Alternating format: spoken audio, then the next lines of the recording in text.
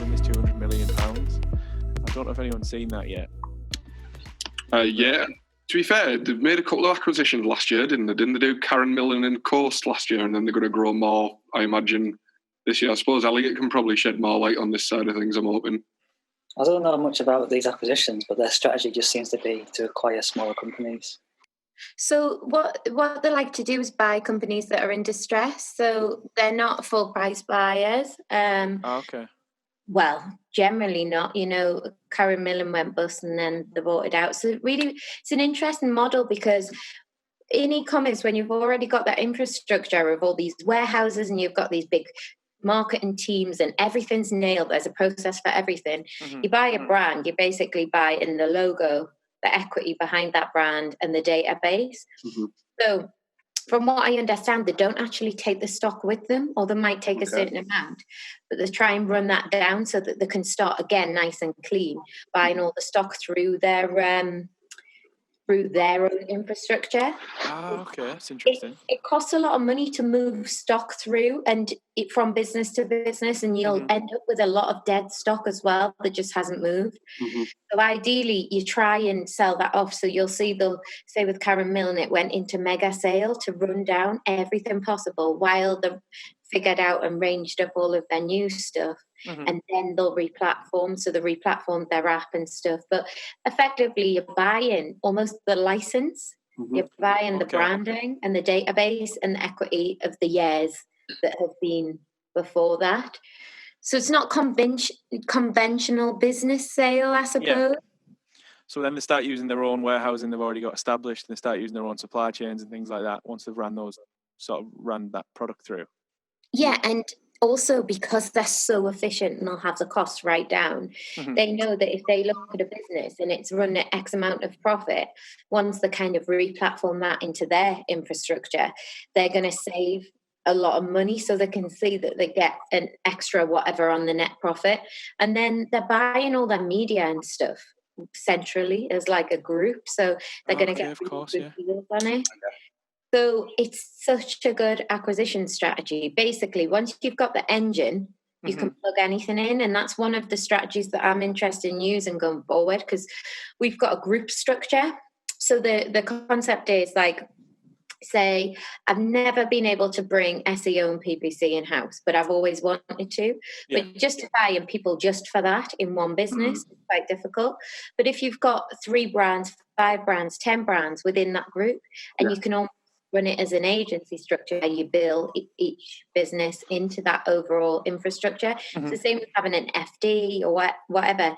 It makes it quite cost effective. So we're looking going forward at acquiring businesses as well into the group. So definitely those in traditional industries that have just kind of plateaued, and then we put our marketing expertise, the creative, the content, and put it into our operation. In theory, it's just a structure, a framework that you can just keep plugging things in, and I think what Boohoo are really good at. But I don't know how far they'll get before they get to that market position where you can't own a certain amount of the market. Before they're monopolising things. Yeah. Well, JD have done a similar. They're along this similar strategy, aren't they? I think, like JD. Yeah, they were a massive acquisition trail, over a 3-4 year period, didn't they? Yeah, obviously Ashley as well.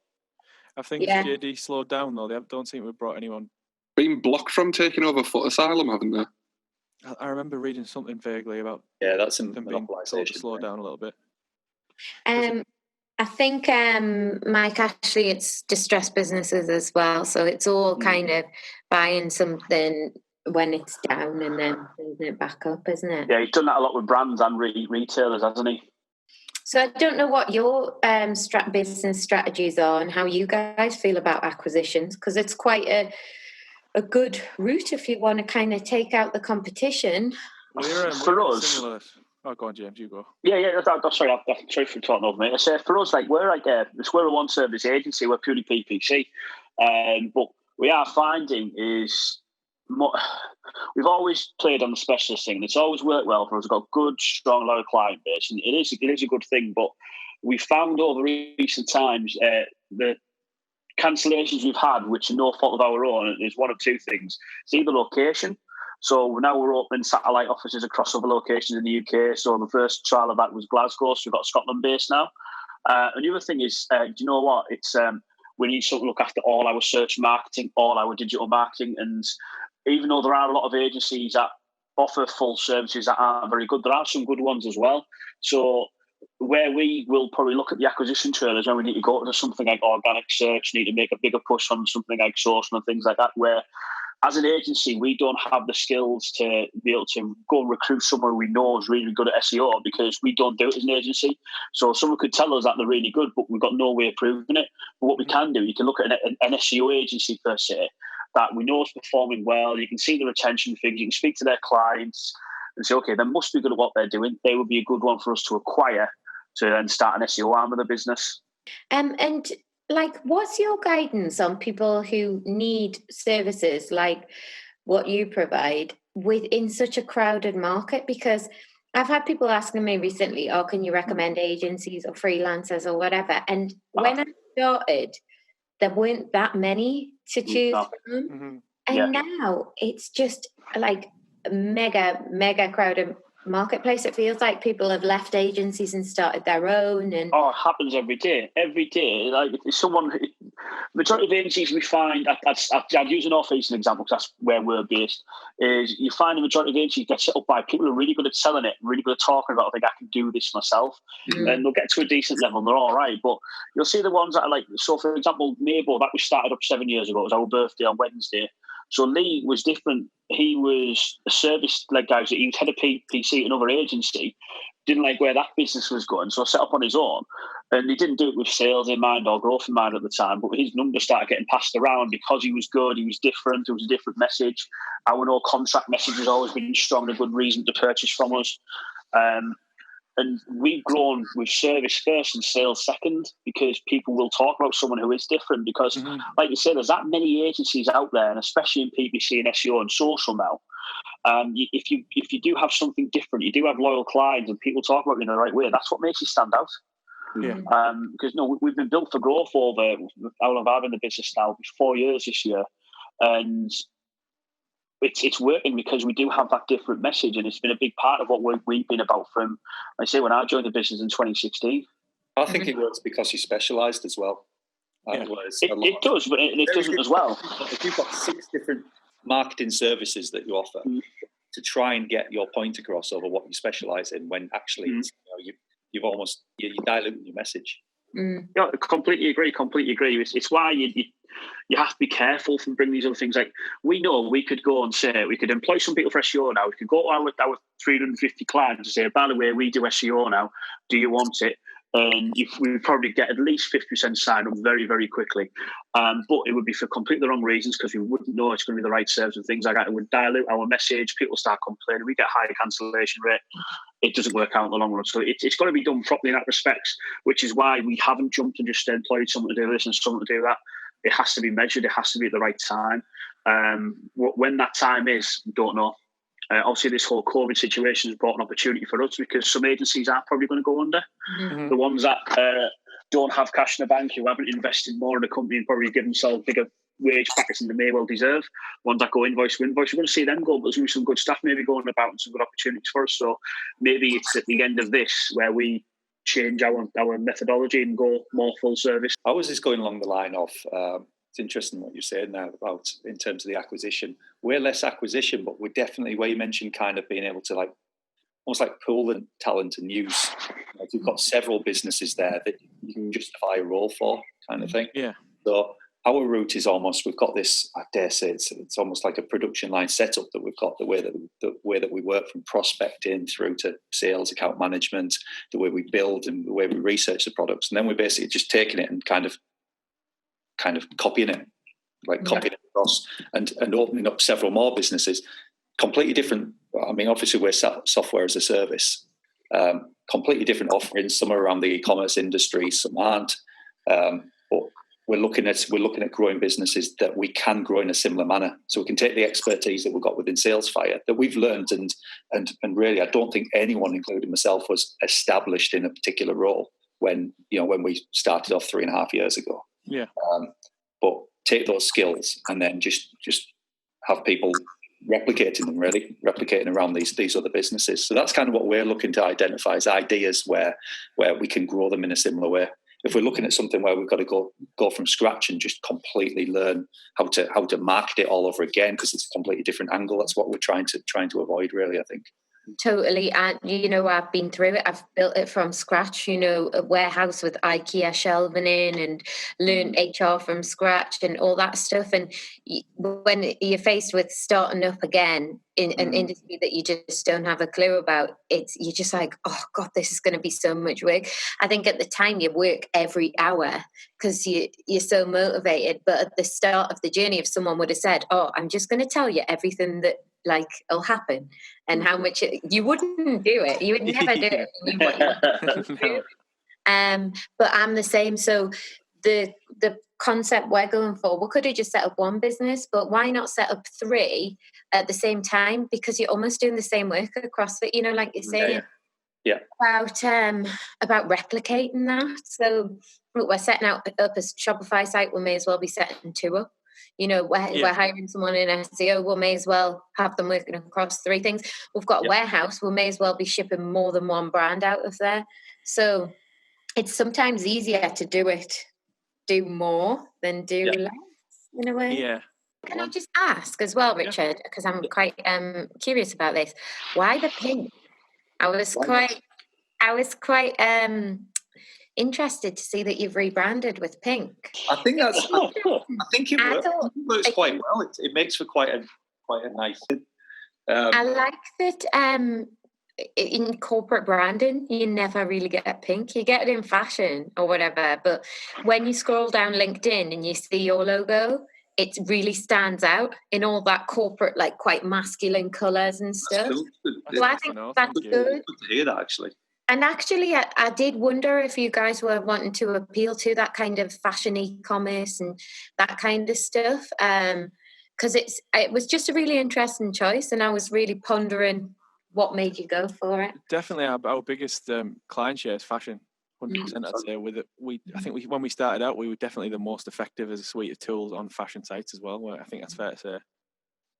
Yeah, I think I'd agree.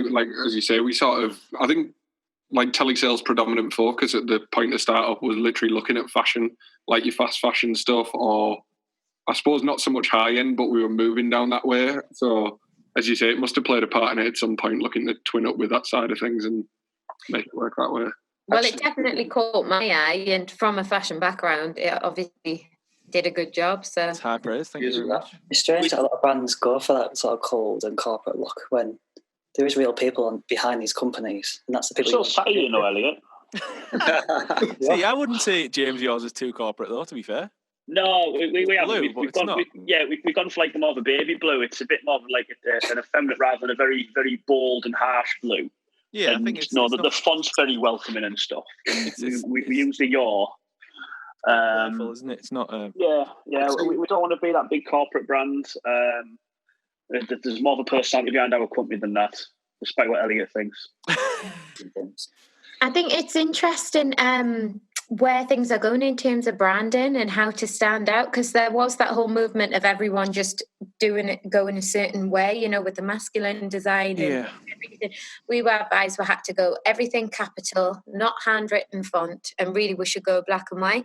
Notice all the retailers, all the stores, app icons just changing to black and white, all capitals. Yeah. You can't differentiate. I don't necessarily agree with it, but people say for export markets so that the writing's legible and all that, and for application.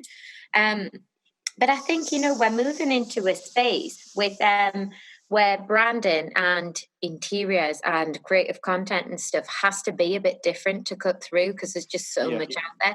There's all these agencies and there's so many offices the same, and people want something a bit different. There's actually a term now in interiors called resi-mercial, which is commercial mixed with residential. So people want to make their offices like home, or they want to. So I kind of get that from your logo. It's almost bringing it more commercial. It's appealing to people where I might not actually say want the services. Someone might not actually need those services, but they'll notice it and engage with the brand. Yeah. So they know might. Yeah, I mean, even the office, it's a lot of soft furnishings and live plants at one point till late. I mean, we had a Christmas where they all died when we went off Christmas break. But, well, we've just come back in now, and the last of the plants have well and truly perished. That's what I seen in our office this morning. It was just dead leaves all over the floor. So we have tried to carry that through line across the rest of our brand. We've done it on a budget as well. I don't really know how people charge so much for branding work. I mean, I might get in trouble like from people with this, but like the quotes for branding, it's like the bigger that you are, the more expensive you are. Did you see the Cadbury's brand? And it was like just a different font, and they paid like millions for it. Literally, you're paying for the research and the supposed stats and things that have gone into it, aren't you? And the focus groups and things like that. Yes, because Cadbury's will want the number one branding agency in the UK, the most expensive one. So I just remember Middlesbrough Council, they had a rebrand, I think it was last year, and they paid about 150 grand, I think it was, for it, for the rebrand of Middlesbrough Council. And then the weird thing, we've got a really good branding agency in Middlesbrough, Better Brand, and they had Mark Easby from Better Brand talking about this whole rebrand. It was £150,000. Where it went to a leads agency and Mark didn't even get the opportunity to tender for it.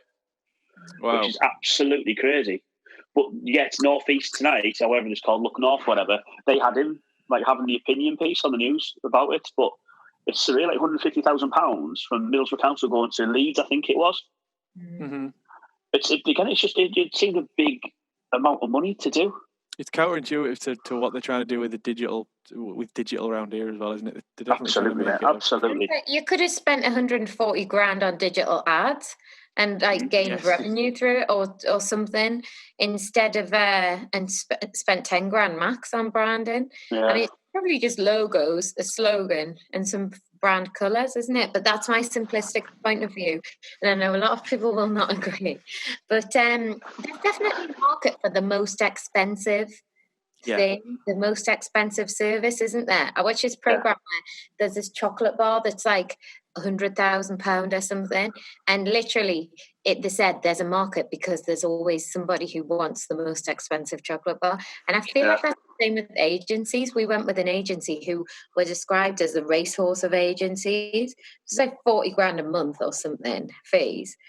The results were exactly the same, if not worse, as the one that we had before that was local. So you're just like, it's mad, that whole pricing psychology, isn't it? I think it's you're assuming you're getting a higher level of SLA as well. You're assuming you're getting a higher tier of service. You're assuming you're getting all this stuff. But again, when it comes to a font change or a slight logo change, it's like, is it really necessary? I mean, that's probably where the big companies have these procurement teams, and it needs to hit this certain point. It needs to hit this. It needs to hit this and this. Well, they're more prepared, aren't they, the bigger companies, I imagine? When we're coming up against our competitors, which are virtually all London-based, we don't go after certain companies because we know that they'll look at us and think that we're too cheap, and they won't really consider us. So instead of kind of messing around with our pricing, we just leave them to those companies. Mm-hmm. Your target market. It's mad that your price point could put people off because they think you're too cheap. So we get it a lot. We get people because we do tend to target. What we tend to do is we let these big London agencies, and they tend to be agencies, not really SaaS platforms.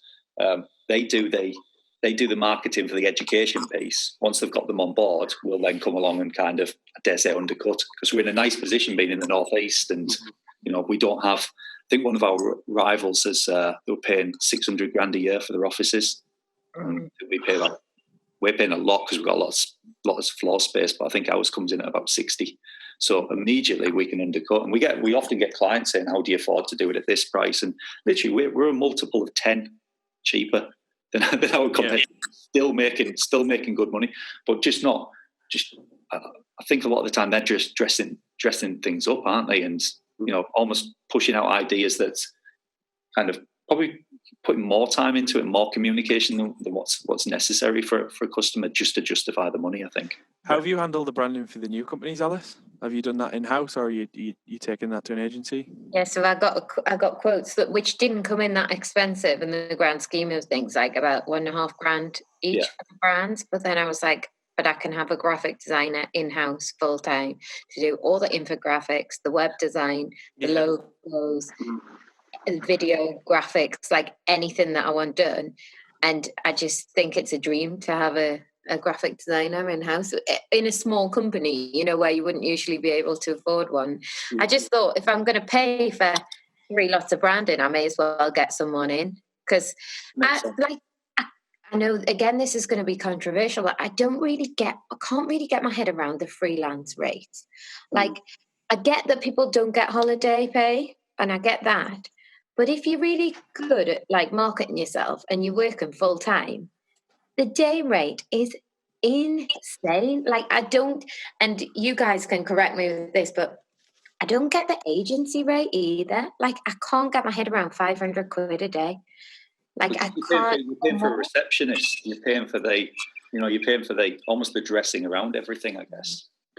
And it is for people who don't have a clue about that, and they wouldn't know where to start with managing it. Mm-hmm. But I'm surprised more people don't bring it in-house. And I think I've spoken to a couple of people where it was quite attractive. They said, we'll train your staff in it. So like, you buy into it, but with the view that as you expand, we'll help train your staff. Because I think with this agency thing, it's very much feels like a locked knowledge, and like trying to stop you from being able to do it in-house because they're so good. And then also this pitching thing where everybody rips each other's work to shreds, I find quite hard. This horrible. Is obviously from a client point of view, but I mean, the amount of times you just have a pitch and they just go, they've done it all wrong. The structure's completely wrong on the PPC campaigns. The structure's always wrong on the PPC.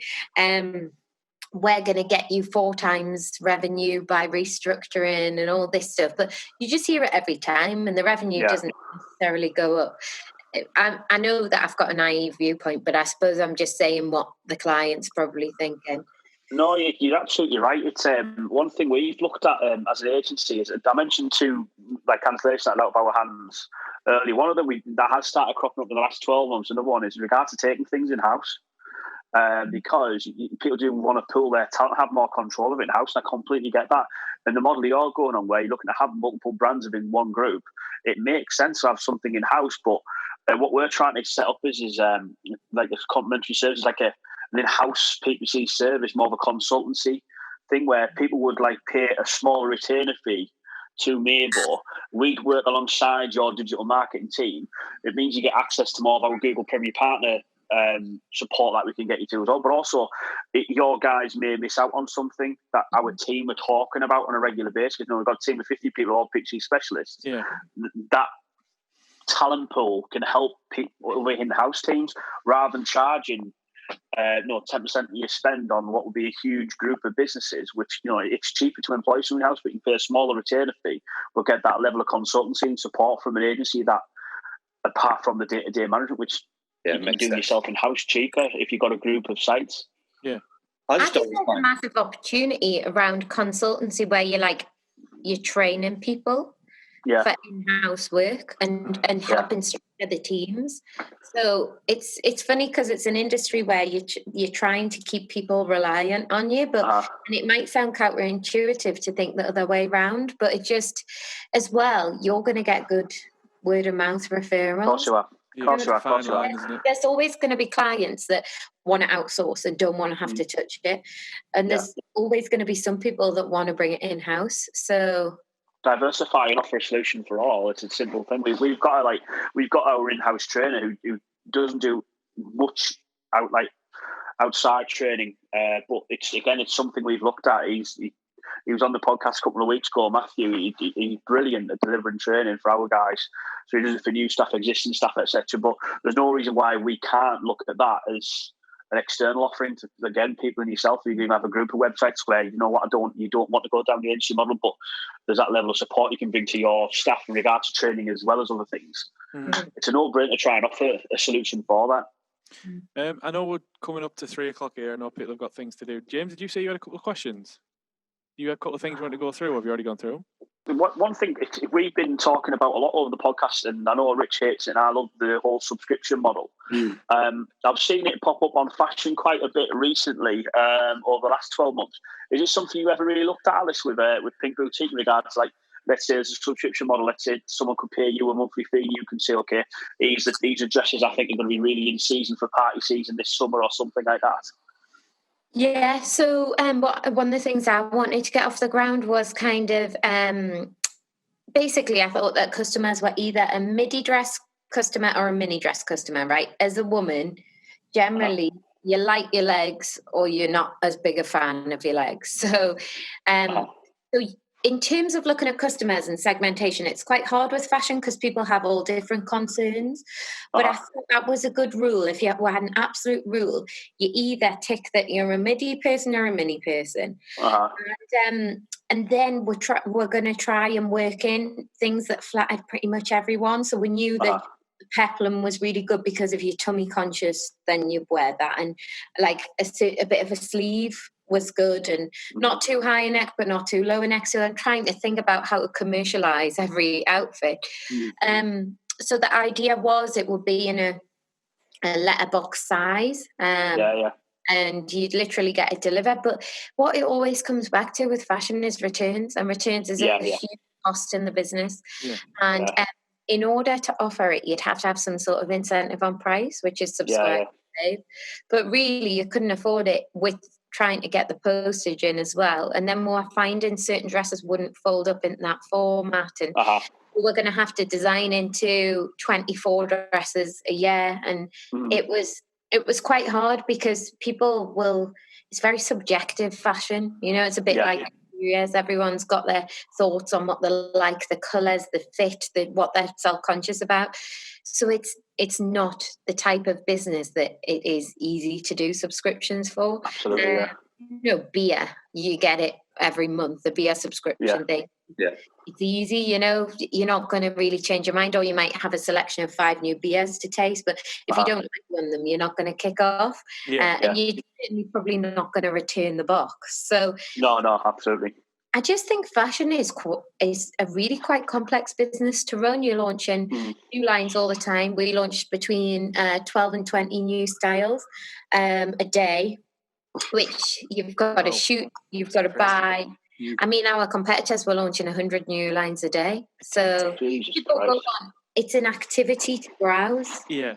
On these sites. So they go on every day and add things to their favourites. So you could never scale back that newness because you wouldn't get that repeat customer hitting the back all the time. But layering in, so size, shape, just whether someone likes something or not, trends, and then returns is just very, very complex. So, subscription isn't the most straightforward thing to do for that. Does anyone here subscribe to those boxes where you get them just sent to you? And then James subscribes to them all. I love a subscription model. I'm buzzing out one of my snack boxes is due on Monday. I got a beer one sent yesterday. I tried Threads, I think it's called. There's a men's one called Threads, I think it is, and it's like you when you join your start, you do like a questionnaire regards to what type of clothes you like and things like that. And what happens is they'll send you a box out with a pair of trousers, jumper, shirts, things like that, and you return what you don't want. Right. Okay. Which again, you point on there also in regards to one of the main issues you have in fashion is returns. But I think they built it into their model. So the way I'm pretty sure it'll be AI based, because you're not going to have thousands of people you do personal shopping for on a monthly basis. But they build the price into that model in regards to the returns, because it'd be more expensive going through Threads to go and buy, let's say this Fred Perry jumper, those Paul Smith jeans and things like that. You could probably cheaper to go to site directly to buy it. But I think they built that in their model because they were purely subscription-based one, where I think in probably the market you're in fast fashion where returns are insanely high, it probably wouldn't work as much because you say people can go onto your site directly, buy the dress at a very, very good price. But with they're going to buy 3, they're going to return 2 of them. I was going to mention dress actually. So in terms of, would people pay a subscription in fashion to have the advice? to have the almost like the personal shopper. How can you do that on mass though? That's the thing. It's tough. Like, I think. Well, you charge for it. You charge enough to cover someone's time to give you that advice. I guess. The business idea right there.